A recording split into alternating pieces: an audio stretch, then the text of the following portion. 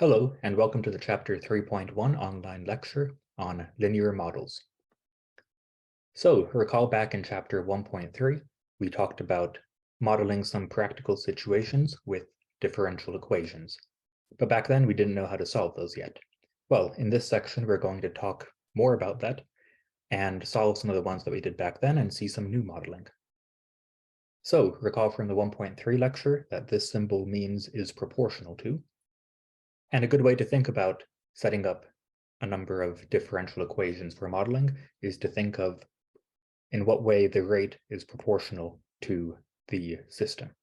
So in population growth, the most basic way to think about it is that the rate of change of the population is proportional to the current population.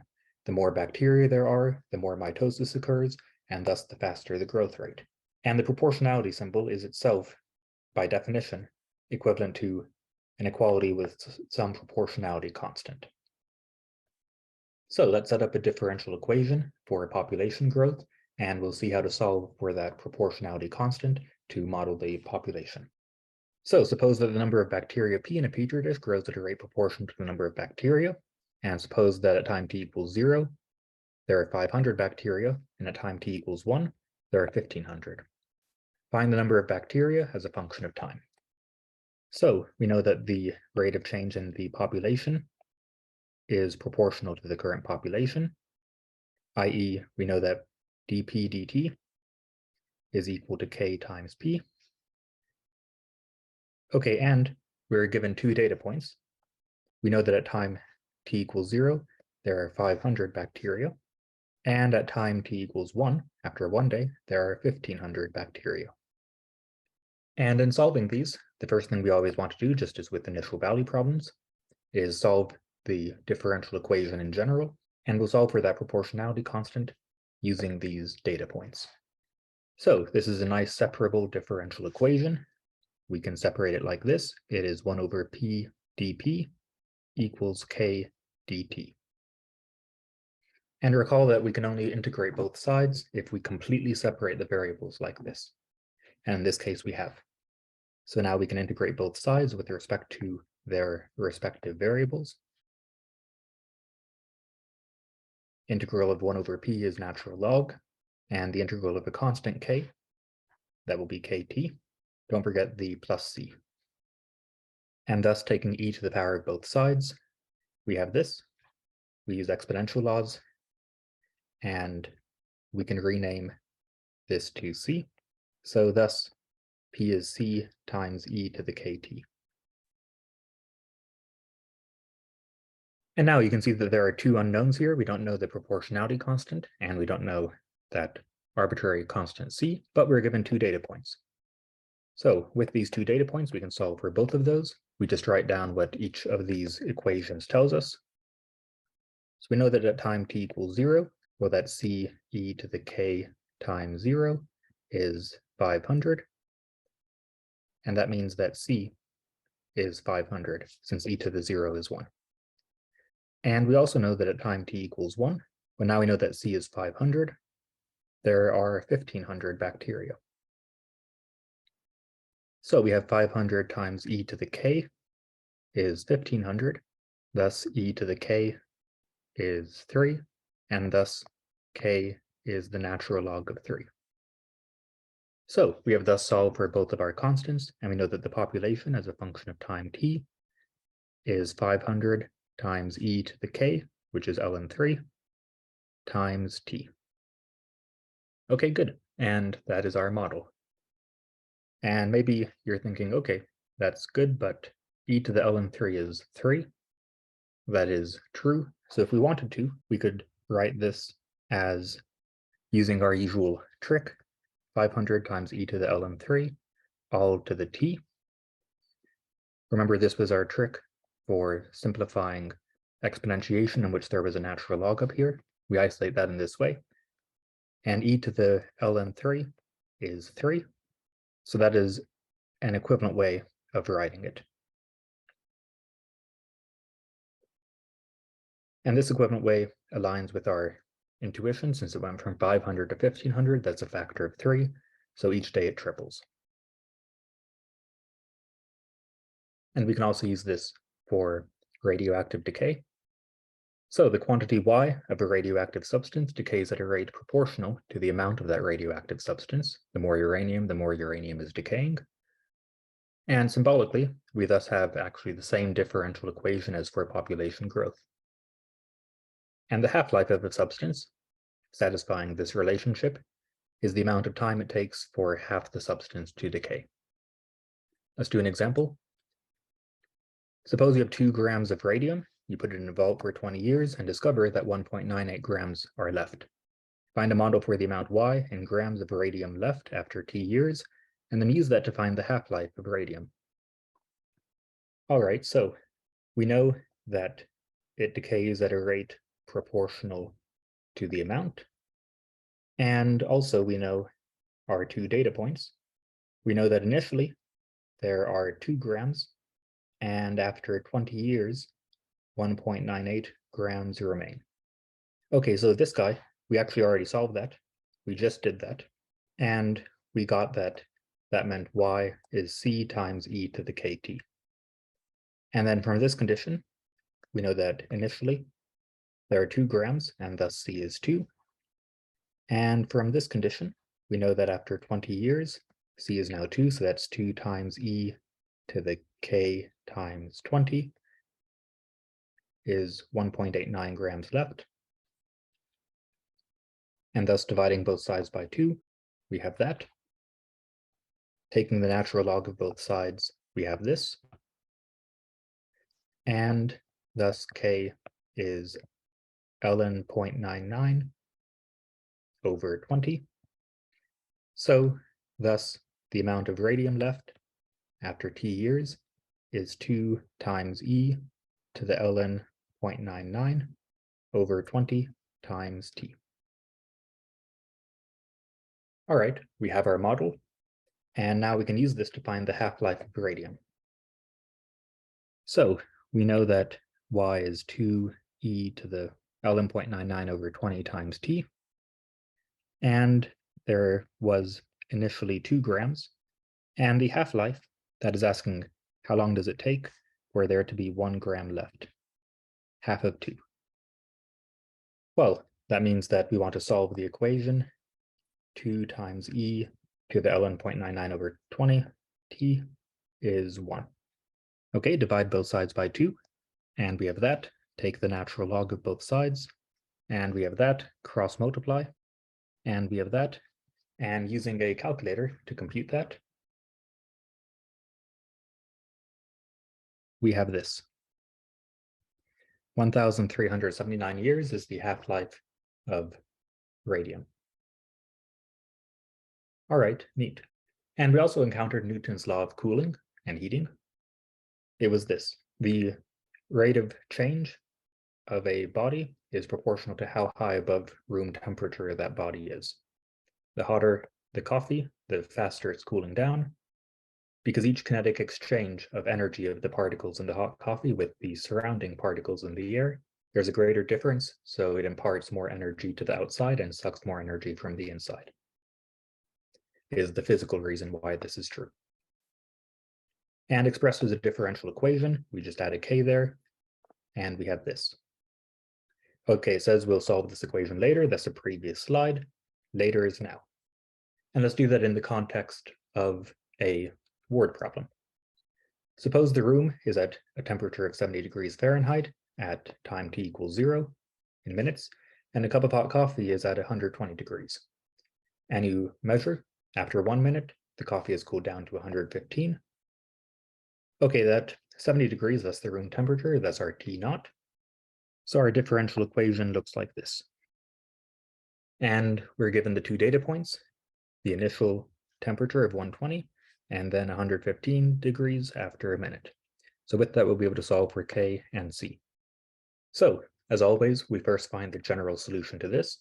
This is separable. We can divide both sides by T minus 70, and multiply both sides by D little t.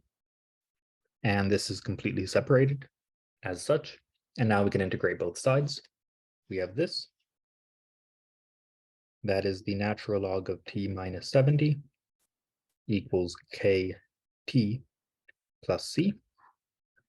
e to the power of both sides, we have this. And as usual, exponent laws and renaming. As c varies, e to the c also varies as another arbitrary constant. We have t minus 70 is ce to the kt, and thus t is ce to the kt plus 70. And now we're given our two data points, the first of which was that initially, at time t equals 0, the temperature of the coffee was 120 degrees. E to the 0 is 1, and thus C is 50. And the other data point that we're given is that after 1 minute, okay, so now C is 50,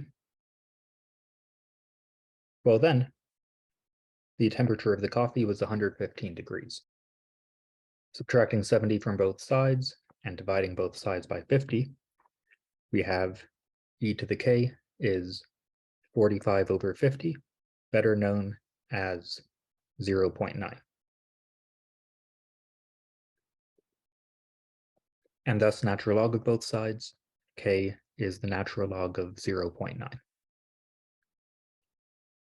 I write 0.9 because it's a precise decimal. On homework, if it's not a precise decimal, you'll probably want to enter the exact fraction.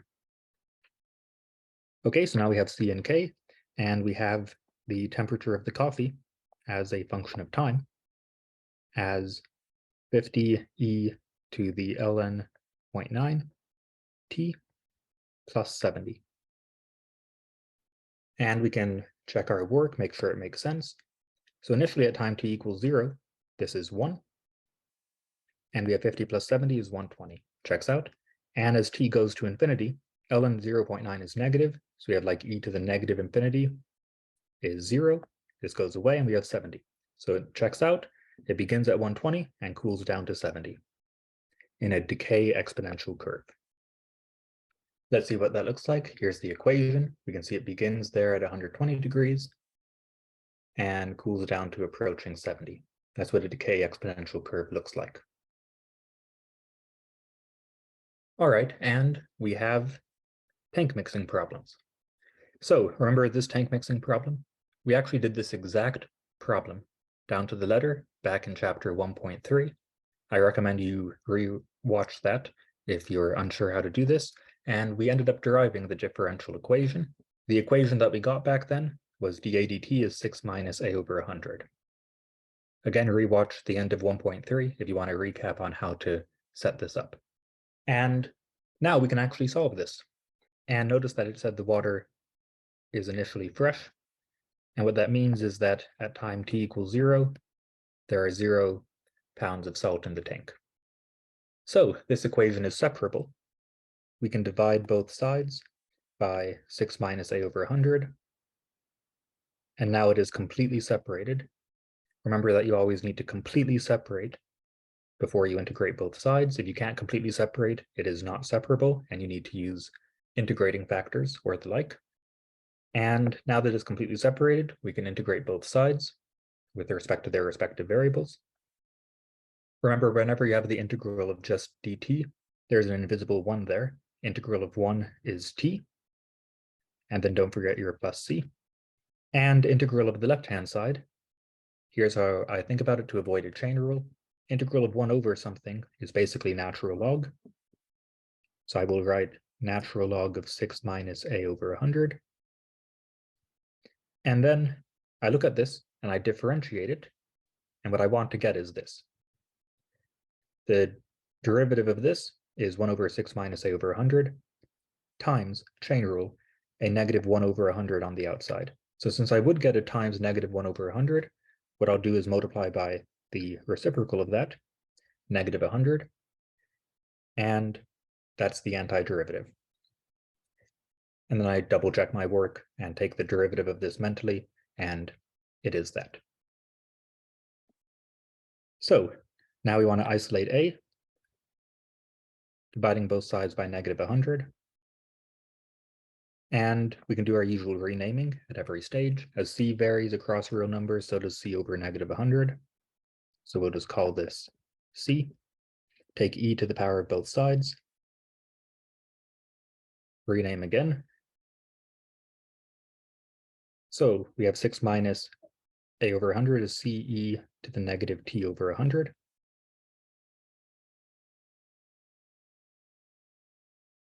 And algebraically rearranging and solving for a,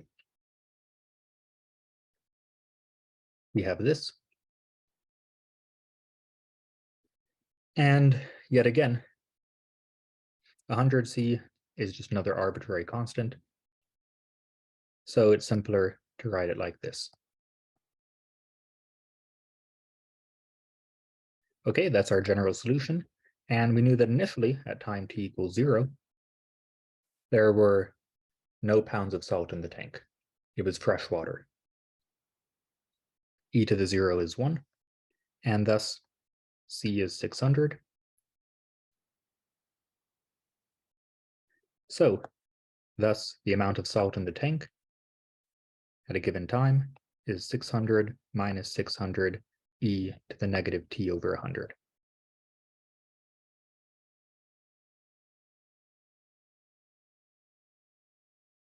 That was the pounds of salt in the tank. And if we were interested in the concentration, then we want pounds per gallon. In the problem, it was 3 gallons a minute in and 3 gallons a minute out. So the tank water stays constant at 300 gallons.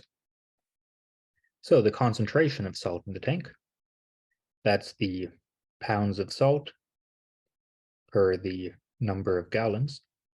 Well, the pounds of salt is what we found here at a given time. And the number of gallons in the tank is always 300. So that's 2 minus 2e to the negative t over 100, i.e. 2 times 1 minus e to the negative t over 100, if we wanted to write it that way.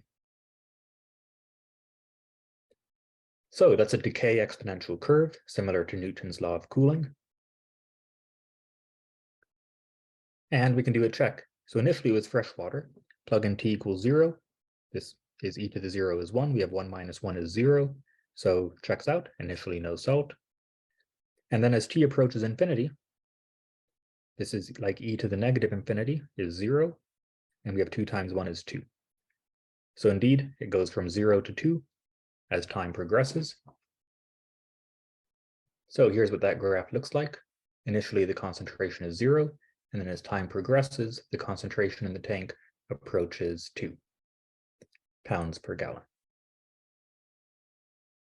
Now, in this problem, the tank water level remained constant because it was the same number of gallons in and out, so it was constantly 300 gallons in the tank. I think it would be good to do an example where that's not the case. And solutions to these can get more interesting.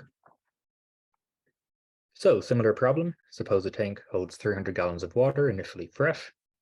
Brine water containing 2 pounds of salt per gallon is pumped in at a rate of 3 gallons a minute, thoroughly mixes, and the mixed solution is pumped out at a rate of 6 gallons per minute. So what that means is that the tank water is decreasing in level, since more water is being pumped out than in. So the tank water is going down at a total of 3 gallons per minute, the difference between the out and the in.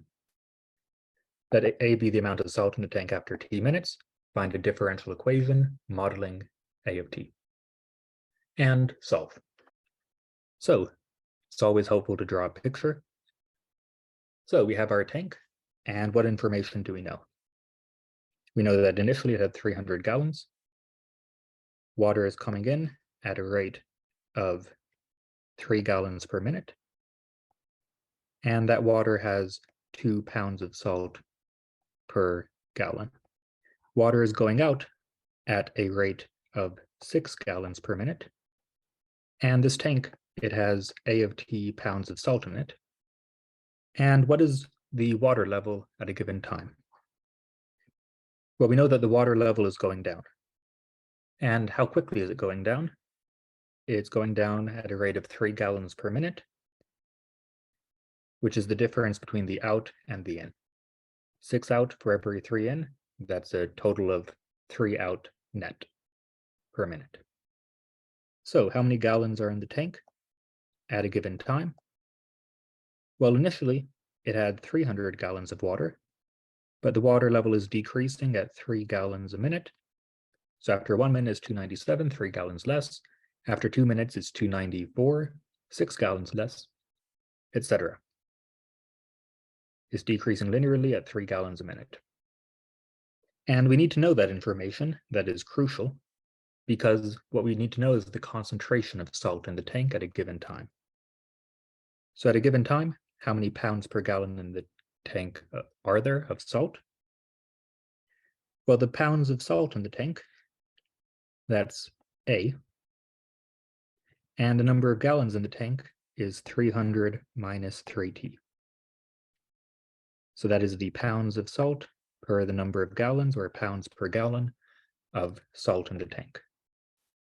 So remember, in the setup, what you need is the gallons per minute in, pounds per gallon of that, gallons per minute out, and pounds per gallon of that. And this part is the slightly more complicated part for different rates in and out. You need to compute that. But with that information, we can set up our differential equation. And remember, the way I recommend setting these up is to think of a little microsecond. What is the difference in the amount of salt in the tank? It's going to be salt in minus salt out. So there are 3 gallons per minute coming in times 2 pounds per gallon of salt in that times dt minutes. That's the salt in. And we can always do a unit analysis, recommended, because it allows us to make sure our units make sense. So our units here are pounds, that is pounds of salt in, after a given microsecond dt. Okay, and minus pounds of salt out. So same setup, there are 6 gallons per minute going out.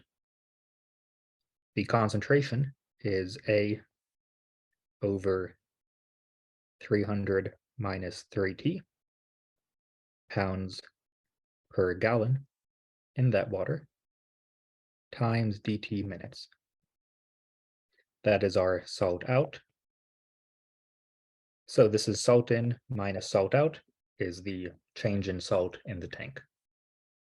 Okay, so this is 6 dt minus 6a over 300 minus 3t dt.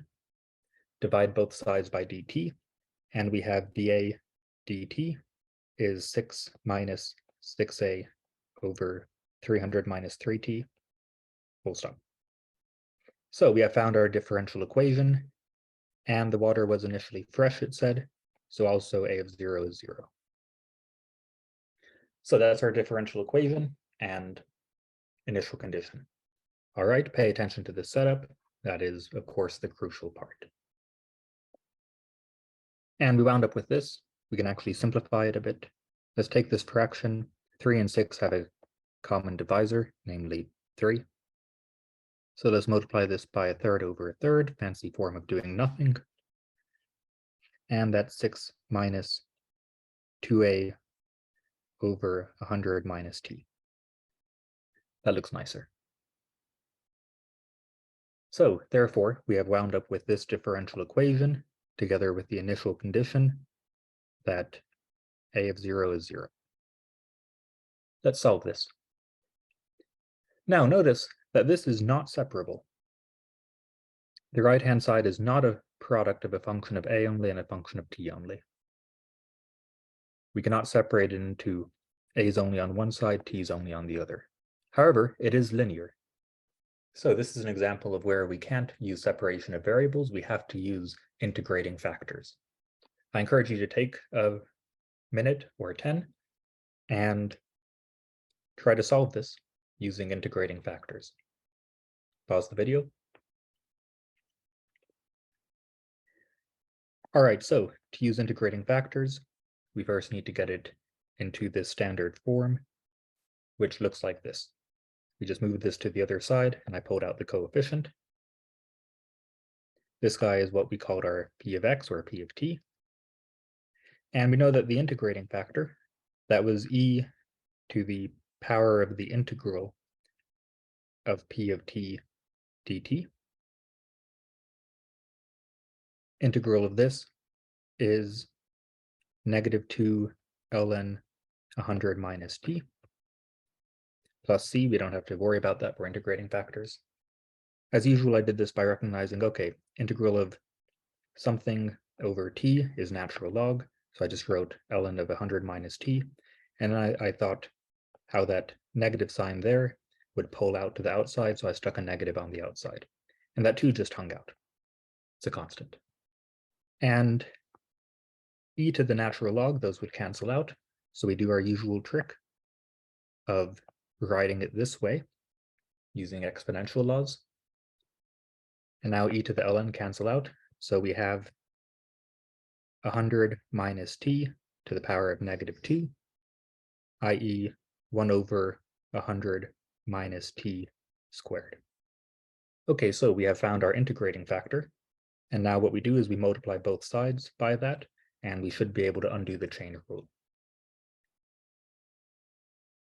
Okay, so here's our differential equation right there, and we just multiplied both sides by the integrating factor. Distribute, and we have that. And now if we have not made a mistake, it should be the case that this is of the form f a prime plus f prime a. And it is. You can verify, take the derivative of that, and you will get that. And that is the same as undoing the chain rule, that's fa all prime. So that's the same as 1 over 100 minus t squared times a all prime is equal to this. And now it's just a matter of integrating both sides. This isn't hard to integrate, and we'll be done. Okay, so we got that. We integrate both sides with respect to t. Integral of the derivative cancel out. Integral of this, remember that 1 over t squared, that's t to the -2. To integrate, you add 1 to the exponent and divide by the result. So that's 1 over -1 t to the -1. And then here, due to the chain rule, with that negative sign, we'll have this minus sign there cancel out. And the end result is that this is 6 times 100 minus t to the -1 plus c. And thus, a of t is 6 times 100 minus t to the -1 plus c times 100 minus t squared. Okay, not too pretty, but maybe our initial value of a of 0 equals 0 will make it prettier. So plugging in t equals 0, we have this, and we know that that must be equal to 0. Again, that's just taking this equation, plugging in t equals 0, and setting that equal to 0 by our initial value, that is initially fresh water. We're doing that to solve for c. So here, that is the same as 6 over 100.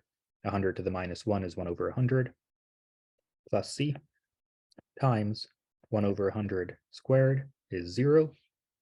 We can multiply both sides by 100 squared, however we want to think about it, and that part doesn't matter. And we get that c is -3 over 50. So then plugging that back in, we're in this line here. We replace that c with 3 over 50. Those guys were t's, remember? And we have that. Distributing this guy through, we have a power of -1 times a power of 2. 2 minus 1 is 1 right there. Minus 3 over 50 times this, distributing. And now we can factor out a 100 minus t, and we have this. And we look at that. 3 over 50 times 100 is 6. So we wind up with a nice looking formula of 3 over 50 times 100 minus t times t. And that's a parabola. So we got that this is the pounds of salt in the tank as a function of time. Let's find the concentration of salt. Recall that the gallons in the tank at a given time t, it was not constant. It was beginning at 300, but then going down by a net of 3 gallons a minute. It was 3 gallons in, 6 gallons out every minute, difference of 3. So we got 300 minus 3t gallons of water in the tank at a given time. So the concentration of salt in the tank, that would be the pounds of salt per each gallon of water. Well, the pounds of salt is what we found here. And the number of gallons in the tank is 300 minus 3t. Let's graph both of those and see if they check out. So first, here is our graph of the pounds of salt in the tank as a function of time. So initially, it's fresh water, as we know, and then the pounds of salt in the tank are increasing because brine water is coming in. And then what's happening here? It begins decreasing. Why would it begin decreasing? Well, the tank is emptying. Eventually, the tank will be empty because there's more water going out than in. And when the tank is empty, then it has no pounds of salt in it. So it makes sense that the pounds of salt should be increasing and then decreasing. And what of the concentration? Well, the concentration was the pounds of salt in the tank per the number of gallons. The number of gallons was 300 minus 3t as a function of time. So the concentration is this. It begins at fresh water, no salt, and then the concentration is increasing. Remember that it was 2 pounds of salt per gallon coming in. So we should expect the concentration to be approaching 2 pounds of salt per gallon. And it does right here. And notice it's undefined there. That's because right there, the tank is empty. Everything past that doesn't make sense. The tank is already empty. And according to this, it takes 100 minutes for the tank to empty. And that makes sense because it was 300 gallons initially, draining at 3 gallons a minute, which means it takes 100 minutes for 300 gallons to drain, i.e. for the tank to be empty. So that 100 minute until empty manifested in both of these solutions, and their graphs make sense. And that does conclude chapter 3.1 on linear modeling. Have a great one.